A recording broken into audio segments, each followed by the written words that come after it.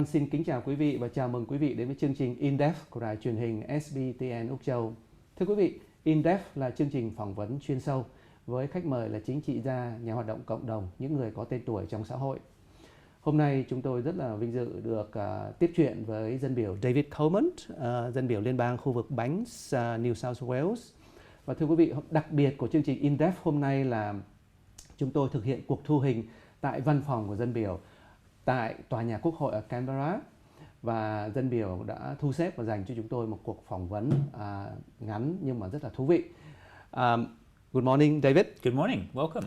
How are you today? I'm very well, thank you, and welcome to Canberra. Thank you very much. The weather is very nice today, and we see that the Senate is getting work rather hard today, and they have a late sitting section today.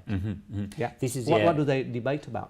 Look, this is a very important day in the Senate. So they're debating the government's Senate voting reforms, and basically what these voting reforms will do is that what they will mean is that in the future, when people vote in the Senate, the voters themselves will choose the order of their preferences for the parties rather than backroom deals between political parties, which is what happens now. So at the moment, you vote in the Senate, you vote one above the line, and then people's preferences get distributed in a way the party's determined. Now, the voters themselves will choose the order they want their votes allocated amongst political parties. So it's a very pro-democratic move. It gives more power to voters, and it's really important legislation, and I think it's important that the Senate passes it. Okay. So in the future, will the voters have to number from 1 to, say, 20? Yeah, so basically what the instructions on the ballot paper will be, if you want to vote above the line, number at least 1 to 6. You can do more if you want, if you want to do more. And if you vote below the line, at the moment you have to number every single box, which can be 150, and now the instructions will say to number at least 12. So it'll say number 1 to 12, and again you can do more if you want to. So really important voting rules, and the key thing here is any political party who people actually vote for can be elected. But if people don't vote for a particular party and don't choose to vote for that party, then obviously that party shouldn't be elected. It should only be the parties that people want to vote for that should be elected, and that's what these changes are all about. Thank you very much. Thưa quý vị, câu đầu tiên chúng tôi trao đổi với dân biểu Coleman về phiên họp khá là trễ ngày hôm nay của Thượng viện Úc Châu, và chúng tôi được biết là Thượng viện sẽ ngồi họp sau 9 giờ đêm để bàn luận và thông qua một cái dự luật rất là quan trọng về thay đổi cách bầu cử thượng nghị sĩ tại Úc Châu trong cái lần bầu cử tới, tức là năm nay đây, thưa quý vị. Và trước đây thì theo dân biểu thì cái thay đổi này rất là quan trọng, là bởi vì là trước đây thì cử tri bầu cho một cái ứng viên nào đó và không biết là ứng viên đó nhường phiếu và dồn phiếu cho ai. Nhưng mà cái thay đổi mới đây nhất và hiện đang được bàn luận tại Thượng viện Úc Châu là mang tính dân chủ nhiều hơn, và cử tri sẽ phải bầu cho từng ứng viên, và những ứng viên nào được bầu thì mới được trở thành thượng nghị sĩ. Now let's talk about some of the critics to the reform bill, to the voting in the Senate, to the Senate voting. 3 million Australian voters, and they vote for the micro and independent parties every election. They may not be heard in the next election because of the changes. Look, I think that's absolutely false. So basically, let's take a micro party of any kind. If people vote for that party under the new system in sufficient numbers for it to be elected, it will be elected. But what happens now is parties get a tiny vote. So for instance, the motoring enthusiast party in Victoria got half of a percent of the vote, and through these complicated preference deals from all these other little parties ended up getting elected to the Senate. Now, when people voted for all those other little parties, they didn't know that their vote was going to end up with the motoring enthusiast party. And most of the people who voted for those other parties probably would never have even consider the possibility that their vote would end up with the motoring enthusiast party. Now, in the future, regardless of what the party is, whatever their political views are or philosophy, they will be elected if people vote for them. But they won't be elected because of complicated, opaque deals that the average voter isn't aware of. Right. They will be elected if people actually vote for them. And that's how it should be. And if they have enough votes. Yeah, well, that's right. That's right. So, there's nothing to stop people, of course, voting, number 1, 2, 3, 4, 5, 6 for all whatever micro parties they choose to vote for. And if they do that in sufficient numbers, those micro parties will be elected. But if they don't actually choose to vote for the micro parties, why should they be elected? And under the current system, parties that get, a handful, a tiny number of votes can be elected. In the future, unless people actually explicitly choose to vote for those parties, then they may not be elected. But that's appropriate because people should have the right to choose who they vote for. And when the Parliament first looked at this issue in 2014, there was a unanimous parliamentary committee, Liberal Party, Labor Party and the Greens, all agreed with these reforms in 2014. Now, some people now are saying it's not a good idea, but it's interesting that Gary Gray, who is Labor's spokesperson in this area, even just this morning in the Parliament, gave a speech supporting these reforms. So I think that people who have followed this issue closely and understand the common sense nature of it strongly support it. And I think those arguments don't stack up to logic. Logic. Dạ, thưa quý vị, tiếp tục về chủ đề gọi là cải tổ cách bầu cử thượng nghị sĩ tại Úc Châu. Thưa quý vị, thì chúng ta đều biết rằng là hiện nay Thượng viện Úc có 8 dân biểu từ các đảng nhỏ hoặc đảng độc lập, và có những người như là ông Ricky Mears từ đảng Australian Motoring Enthusiast, tức là đảng yêu xe hơi ở Úc, chỉ được 0,5% số phiếu thôi của cử tri thôi, nhưng mà cuối cùng cũng được bầu vào Thượng viện. Thì dân biểu David Coleman cho rằng là điều đó là không có công bằng, không có đúng, và giữa các đảng nhỏ họ có những cái cách trao đổi, dồn phiếu, cho phiếu, gán phiếu cho nhau mà người dân không biết và cử tri không biết. Cho nên ông nói rằng là cái thay đổi, cái cải tổ lần này đối với cách bầu ra thượng nghị sĩ tại Úc Châu là mang tính chất công bằng hơn, và nó sẽ những ai được bầu thì người đó và đủ số phiếu thì người đó sẽ trở thành thượng nghị sĩ. Thưa quý vị. Okay. Yes, thank you very much for information on that. And last time we talked about redistribution, and there is a sizable or not so sizable Australian Vietnamese voters in your new redistribution area. So can you have any message to them, and what are you going to tell? Sure. Yeah. Well, look, I think the Vietnamese Australian community, in my experience, has similar aspirations and goals to the broader Australian community, which is we want a strong economy so we can get jobs, so that people can start businesses without a crushing burden of regulation. We want good education for our kids, and we want the infrastructure to enable us to get about our daily lives with roads and transport and so on. So many of the issues that are raised in the Vietnamese community are very similar to the issues in the broader community. One of the issues I think that is particular to the Vietnamese community, comes up very strongly, is the love of freedom and the passion for the ability to be free, to choose the way we want to conduct our lives, to choose what work we do, to choose who we vote for, and all those sorts of things. And I very strongly, as a Liberal, believe in those values. And so I always enjoy those discussions in the Vietnamese community about those issues. I think the Vietnamese community, probably, to be frank, more than any other in our society, understands the value of freedom and the consequences of when freedom is not allowed. And that's something that I believe in very passionately as well. Thank you. Thưa quý vị, chúng tôi trao đổi với dân biểu David Coleman về cử tri người Việt trong đơn vị bầu cử của ông, và ông có lời nhắn gửi gì không? Thì dân biểu nói rằng là cộng đồng người Việt tự do tại Úc Châu cũng như là người Việt tự do tại Úc chia sẻ những cái giá trị, những cái quan điểm của Đảng Tự Do, đó là tạo công ăn việc làm, đó là tạo thêm xây dựng nền kinh tế Úc Châu vững mạnh và cơ hội cho các mỗi gia đình sinh sống tại Úc này. Và ông cho rằng là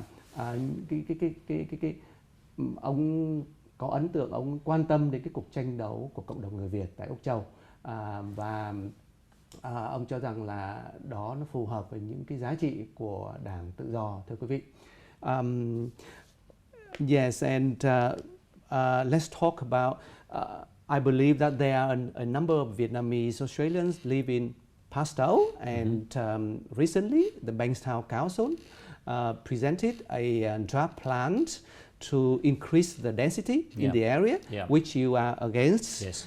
And what is your argument about that? Sure. Yes. So it's Padstow and also Panania and East Hills in the Bankstown area. Yeah. So what Bankstown Council is proposing is a very substantial increase in the number of dwellings, number of homes in those suburbs. So for instance, in Padstow and Panania, it would roughly double the number of homes in the central area, and in East Hills it would triple the number of homes. In Padstow, more than 30 streets would be rezoned to 3 to 8 stories. And look, it's certainly the case that as our population grows, we need more housing and we need some development to accommodate more people. But it doesn't follow that every proposal for development is a good idea.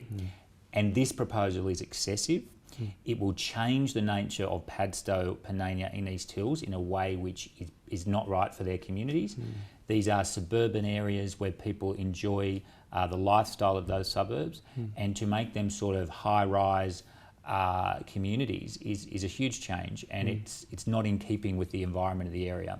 So I think some change is okay, but what is proposed by council is much too strong. I've had many hundreds of people sign petitions on this issue. I've raised it with Bankstown Council on many occasions, and I continue to argue this case because these changes I think will be bad for the area, and I don't think they should go ahead. Thank you very much. Dạ, thưa quý vị, vâng, trong cái khu vực dân biểu, khu vực bầu cử của dân biểu David Coleman thì có Pastow, East Hills, Panania.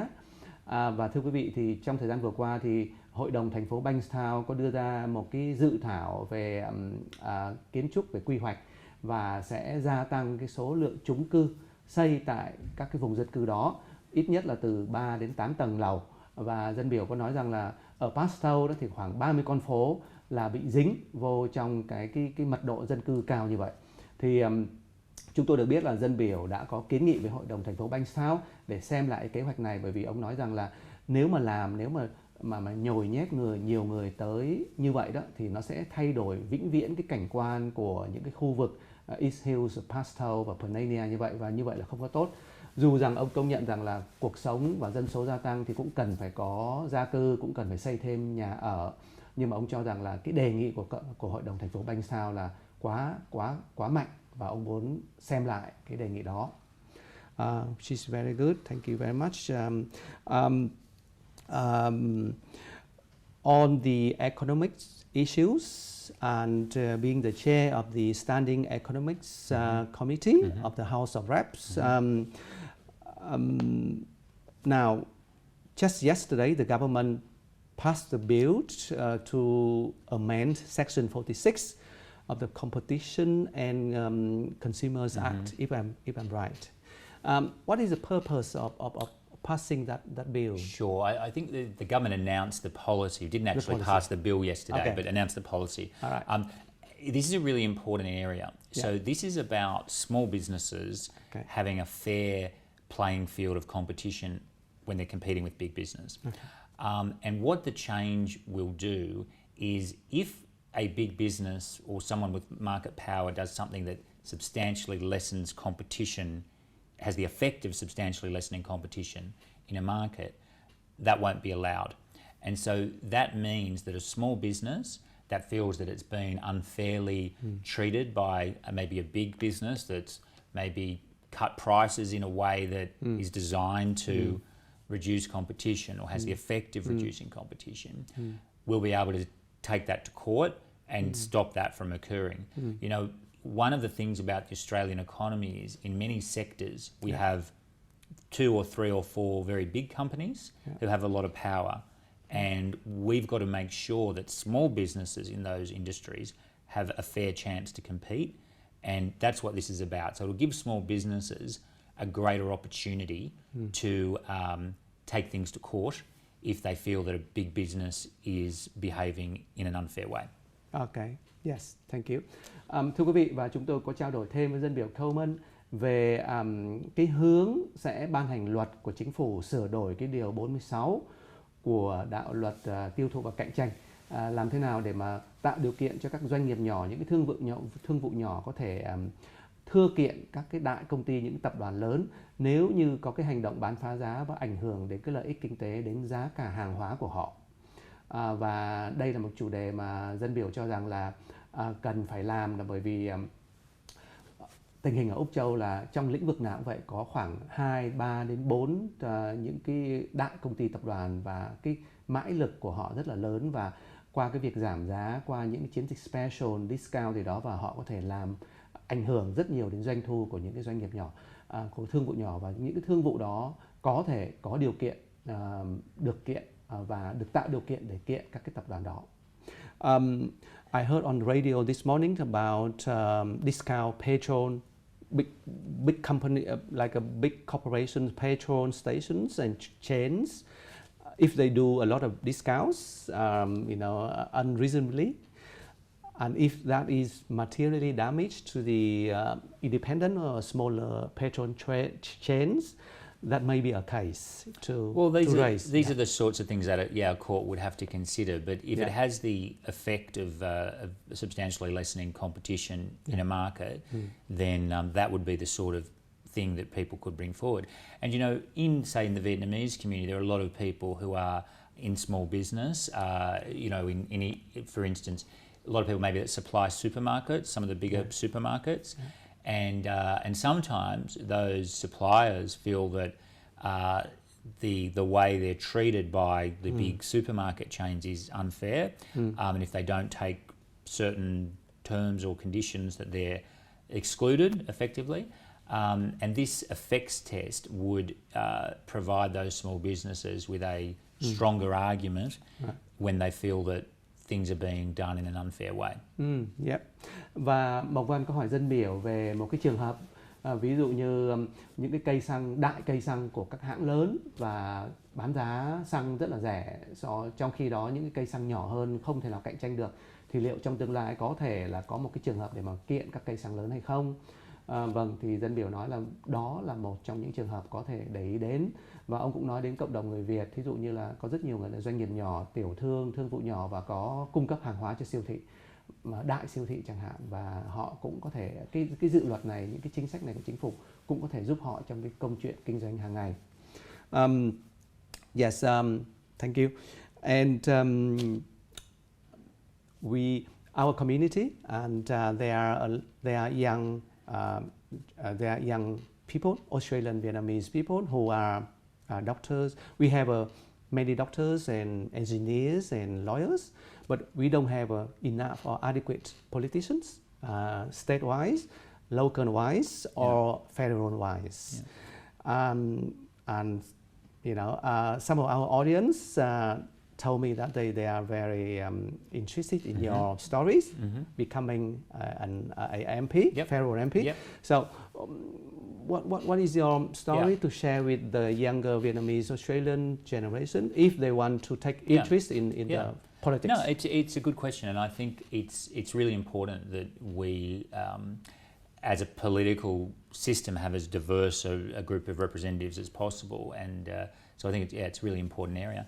I mean, I guess the first thing is to be committed, because there's obviously, like anything in life, if you want to do something, there's a commitment required. Obviously, people need to choose, if they're going to join a party, which party's values most reflect their values.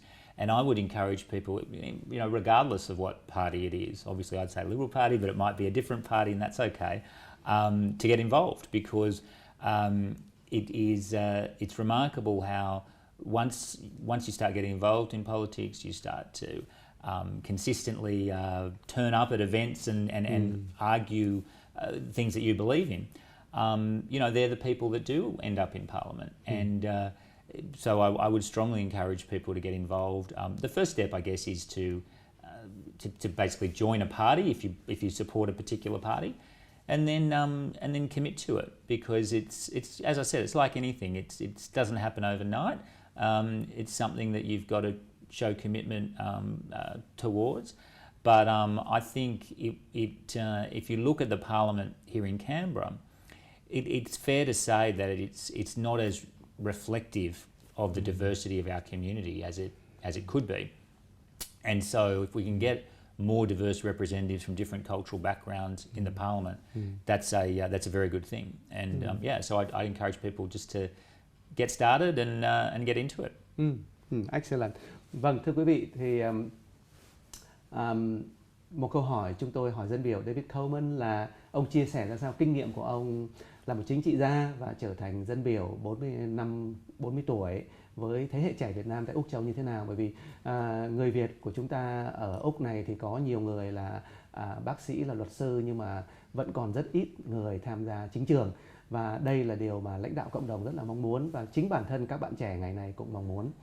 Cho nên thưa quý vị, thì dân biểu nói rằng là phải committed, phải rất là cam kết, phải rất là sống chết với nó, với cái nghề đó, và nên tham gia một cái đảng phái mà mình ưa thích và hoạt động với đảng phái, hoạt động với đảng đó, và từ đó mình tìm xem những cách để mà mình tiếp tục tiến thân, thưa quý vị.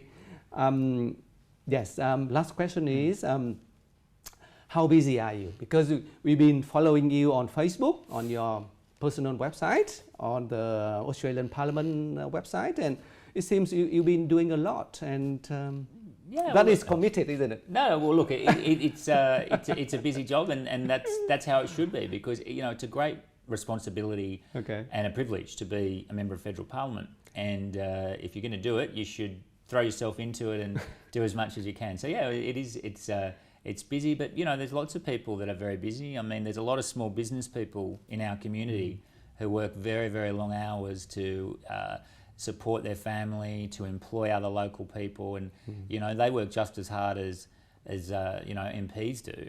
So look, it's a great honour to have the job. We have our time down here in Canberra, and then we have our time at home in the electorate. And I particularly like the time at home in the electorate, because it's good to get out and chat with people and try to help out with those local issues that are important. But it's a reality check. I mean, I think it's the things that people in Canberra are talking about are not always the same as the things that people in our community are talking about, because the Canberra culture, thinks a lot about Parliament and what's happening here. Yeah. But we all live busy lives, and what's happening in Canberra is a small part of what happens in our broader community, and it's always important to remember that, because I guess societies where governments think that they're in charge of every single aspect of life are societies that are not good for the people. And so one of the important things in government, frankly, is understanding its limitations. There are lots of things government can do, but then there are other things that aren't the role of government. Government should leave to the people to do themselves, and that's always important to remember. Thank you very much. Thưa quý vị, có một câu hỏi mang tính chất rất là cá nhân và riêng tư, hoặc là một cuộc sống chung. Đó là chúng tôi hỏi dân biểu bận ra sao, bởi vì thực sự mà nói thì ông liên tục hoạt động, và mỗi một lần về lại đơn vị cử tri tại Sydney đó thì ông gặp gỡ, ông đến thăm trường học, ông thăm cơ sở này cơ sở kia, và nhìn chung thì dân biểu nói rất là dài. Nhưng mà Mộc Văn xin tóm tắt là ông có nói câu là cái chính trị ở Canberra mà mỗi lần dự họp đến Canberra họp nó khác với chính trị tại địa phương, tại đơn vị cử tri của ông. Thành ra ông muốn come out, ông muốn xuất hiện tại nơi người dân sống và tìm hiểu họ sống ra sao, tìm hiểu cuộc đời của họ ra sao. Và một trong những nghệ thuật của chính trị gia như ông nói là làm tìm hiểu xem là người dân mong muốn gì, thưa quý vị, để mà và tạo điều kiện cho họ làm những điều họ muốn, chứ không phải chính phủ không thể nào mà kiểm soát và làm được hết tất cả mọi việc cho người dân. Đó là một câu nói, thưa quý vị, cũng rất là hay. I share with you that, and thanks very much for your time today, David Coleman. Very nice to have it's excellent discussion. Wish you all the best. Thank you. Your work, your job, and hopefully see you next time. Absolutely. Appreciate it. Thank you for the chat. Thank you very much. Và thưa quý vị, vừa rồi là trao đổi giữa Mộc Văn với dân biểu David Coleman, dân biểu liên bang khu vực Banks tại New South Wales. Và rất cảm ơn dân biểu đã dành thời gian tiếp chúng tôi tại phòng làm việc của ông ở Quốc hội, trụ sở Quốc hội ở Canberra. Và thank you very much, and all the best for your position, your work, your family, your team. Thank you. And hope to see you next time. Thank you very much. Excellent. Thank you.